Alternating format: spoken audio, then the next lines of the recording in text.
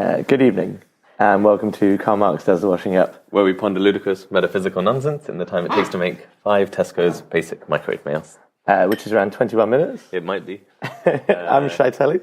And I'm Ilyas. And today is the 8-year anniversary of my friend committing suicide. Don't know why I'm laughing, but yeah, 8 years. Yeah. Shit, man. And we've that never story you told me is but we've never discussed suicide. I realise we've never actually discussed these things. Yeah. I don't know, like it's a really like dense topic. Well, intense topic, right? Yeah. Well, especially when you talk about like this from a personal perspective. Yeah, that's very true. But I don't know how we can talk about this like philosophically, which is in some way removed manner. Yeah, but that's what we do, though, right? Like we discuss things in that manner, but also try and make it relatable to real life. That's what we try and do in the podcast. Yeah. Well, suicide is very relatable to real life. Yeah, it's exactly. Very, like, it's almost too close to the jugular. Yeah. I think there's a couple of things, isn't there? Like, so what are your views on suicide? Because I think I'm quite upfront about my views on suicide.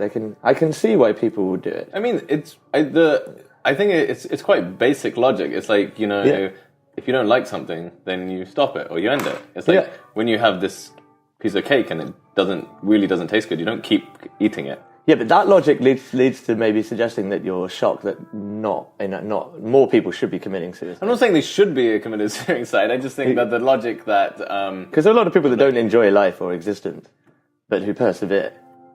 Yeah, and I think that's amazing, and I think that speaks. I mean, in part, it speaks to like the character of humanity in general.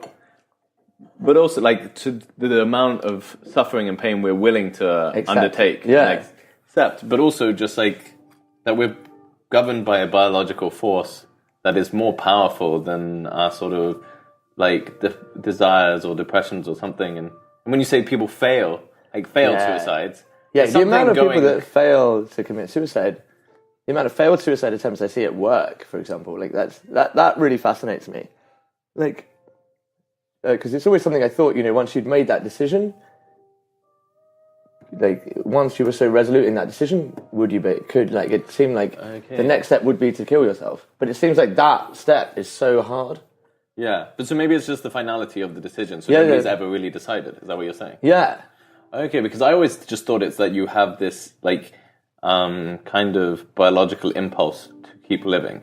Like, that when you decide to kill yourself, your body hasn't decided that.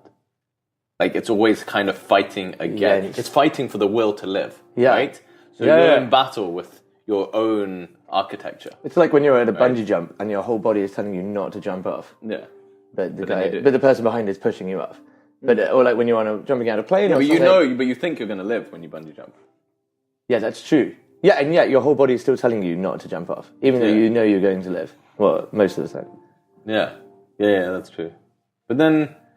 So you think do you think it's a biological kind of urge that prevents us, or do you think it's actually decisive? I don't know if they're so separate from each other, but yeah, I think it's a biological urge. Okay. So, but people can be very resolute in their decision and then just fail. Yeah. Yeah, but I mean, are there a lot of? There's still not that many attempted suicides either. But how would we just not know about them? I only knew about them when I started working in mental health. But is there a lot? Yeah, a lot. Yeah, I probably see 1 or 2 a week. Shit. Yeah, 1 or 2 a week. Yeah, but then that's just in your ward. Yeah, but a lot of them are your ward's small. Yeah, only 20 patients. But a lot of them are like they're done with such little conviction that you don't really know if they were really, really wanting to commit suicide. Like, you know, people will go to the train tracks, but then call the police before they jump off. So can it be attention seeking? Yeah, but I think we're very dismissive with calling attempted suicide attempts attention seeking behaviour.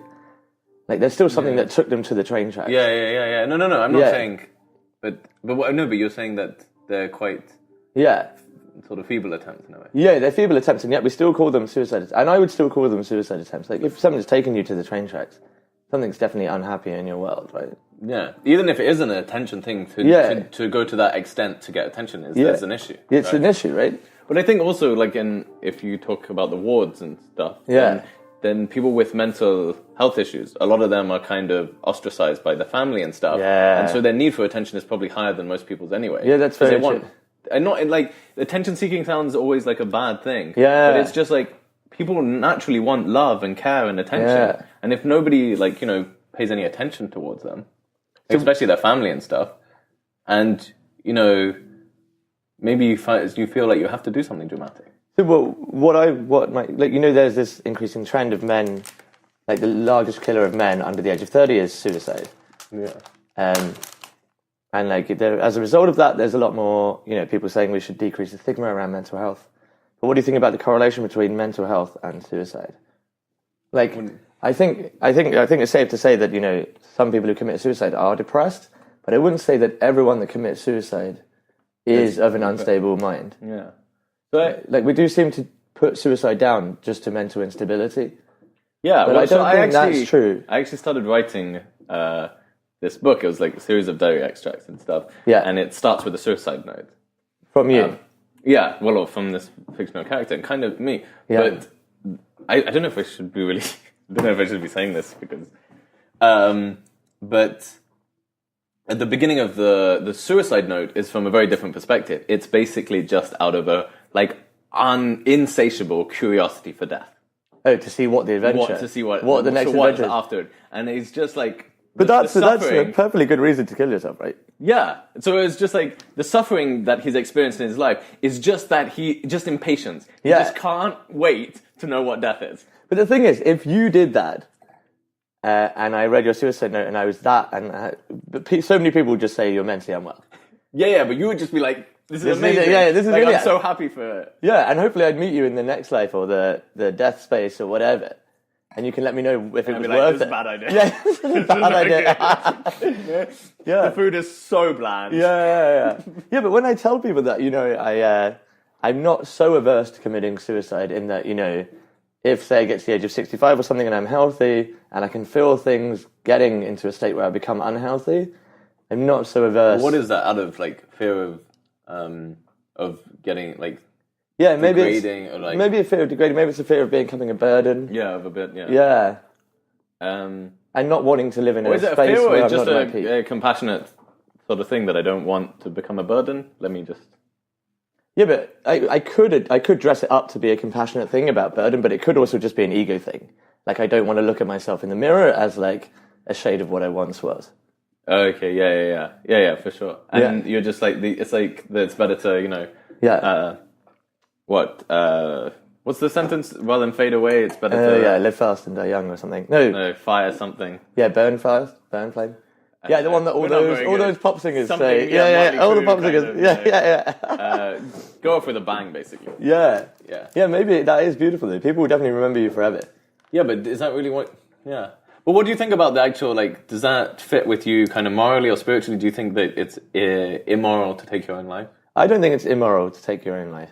I think, I don't think it's immoral to take your own life. Do you? Well, I don't know. I think that there's maybe... No, I wouldn't judge anybody for doing it. I wouldn't judge any... But I'm thinking from my own perspective, maybe I would think about, like, notions of gratitude. Like, it's maybe ungrateful to take your own life because you haven't figured out how to see the beauty of whatever's happening at this moment. And I think also, if we're... But not everyone is blessed with the opportunities to see the beauty around them. Yeah, so I'm hoping that I will be able to get to a point where I can do that at some point. Yeah. And I think since we believe so much in flux and transience, right? Yeah, that's why I can't make any decision that permanent. Yeah. Firstly, we can't make anything decision, that permanent, but also it's just like everything will change. Like, that's exactly if I really can't cope with reality in this moment, maybe I can in the next moment. Yeah, but our whole life philosophy is based on that. But that everything's in a constant state of flux. But I feel like maybe people who are thinking this way of suicide, they don't believe that state anymore. They think there's some permanence in that state. So how long do you have to live in a state of... So that's the thing that bothers me. Some people have such high levels of tolerance, and some people have such low levels of tolerance. So they can...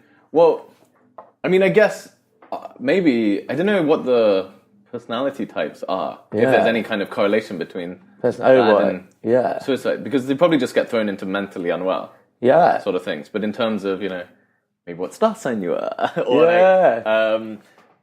But But that's the thing. Because it's also it's quite hard to approach this topic in a way of trying to relate it to star science or trying to relate it to the food that we eat or something. Yeah, it seems like it's also invalidating something. Yeah, it seems like we're trivializing it. But that's not like what I'm saying is that maybe there's certain to actually because there's like a courage in committing suicide and there's also a courage in not. Yeah, exactly. There is. And it's quite. I mean, I think I can just see. Well, there's the courage in coming out and saying that you are feeling suicidal. Yeah, as well. That's hugely courageous. Yeah, and saying that I tried. Yeah, and that I tried. Yeah, yeah, that's quite amazing. But you know what? But what I don't understand is that this idea that somebody ends their life because it's meaningless, right? Yeah. And the only reason I don't understand that is you have if life is meaningless, right? Then you have to. The only way in that it makes sense to commit suicide if that death is meaningful, right? So if you believe that this life is meaningless and the life after is also meaningless, then what are you doing? Or and death itself is meaningless, then what are you doing? There's no meaning in committing suicide. Yeah, right? But then they're maybe just thinking there's no point in existing. Yeah, but I mean but there's no point in not existing as well. It's just everything is meaningless. So. It's a meaningless thing to kill yourself. Yeah, but what must be happening is that they must think their life is meaningful, and then there's a shift that's making them now think that life is meaningless. Yeah, this is why philosophers kill themselves. What? Right? Because out of meaninglessness. Out of meaninglessness. Yeah, but then are they saying that death is meaningful? No, but this is why the stupid philosophers. I don't know. Are you an enlightened philosopher because you're still alive? Is that what you're saying? Because I haven't read any books. Oh, you haven't read any books? Just like telling me theories that you believe that also happen to be in books. Yeah. Yeah. Exactly. I don't know if anybody's killed themselves. Yeah.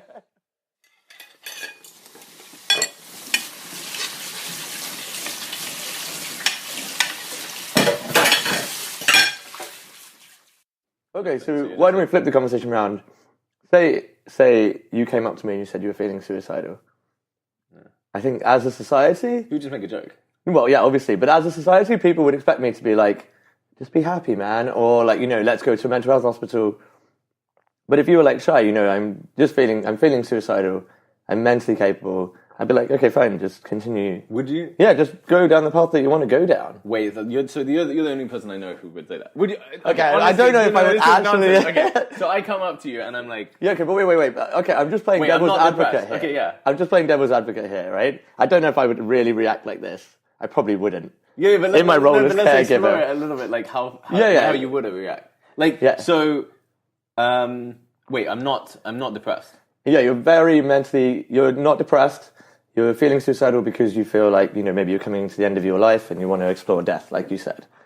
Okay. So I give you a beautiful reason, like I want to explore death. Like, you want to explore death, yeah, exactly. Okay.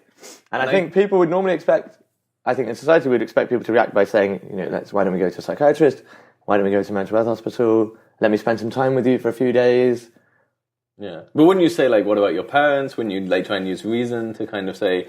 Or, like, be kind of scared that this is a little bit out of character because I would normally be considering, like, the people around me. Yeah, but I think that's how people would react. But I would like to think that I know you so well that if you did come to me like this, I would want to see where you're going with this. Yeah, because it's still a big leap from... podcast. Yeah, okay. So it's still a big leap from feeling suicidal to actually committing suicide. Yeah. Oh, so you would just say, yeah, fine, because you didn't believe I had the guts to do it. Yeah, but I don't want to... This is true between you and I. I feel like maybe... Yeah. You know what I mean? Nobody can apply... Oh. Yeah, nobody you want to make it more... I want to make it more about how society reacts to people feeling suicidal. Because we all seem to treat it in the same way. We all try and make it not about them and make it about, like, what about your attachment to your parents or attachment to your job or attachment to your wife or your partner or whatever. But I think also this is like the general problem with us in society in terms of like psychology and mental health is that normally feelings of insecurity, of guilt, of all these sort of things, people feeling like less good about themselves are what lead them to behave in unoptimal ways. Yeah. Right? Like drinking too much. Drinking. So when somebody comes to you with a problem and you make them feel shit about their problem, then it's not normally helpful. Yeah. But that's why my approach would be to like, okay, this makes sense. Why don't we podcast? And then let's see how you feel like in a week. Yeah. Yeah, because then you would just make me feel good about the idea, and then Yeah. I would just be like, oh, I don't need to kill myself. Yeah, exactly. Life is great. Yeah. And also